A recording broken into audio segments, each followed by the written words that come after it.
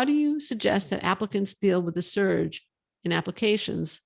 this cycle and what's anticipated for the next cycle? I think it's good to go in knowing that there is a surge and that it is going to be very competitive. I think one of the things, and it's great to see that it looks like there are a lot of people here who are starting their research early, which is great, is to start early. So if there are gaps, if your leadership might come across as weak, if you need to pick up on the extracurricular side of things, if you think that your candidacy doesn't sort of adequately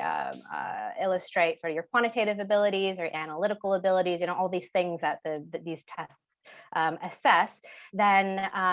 use the time now to start taking MOOCs or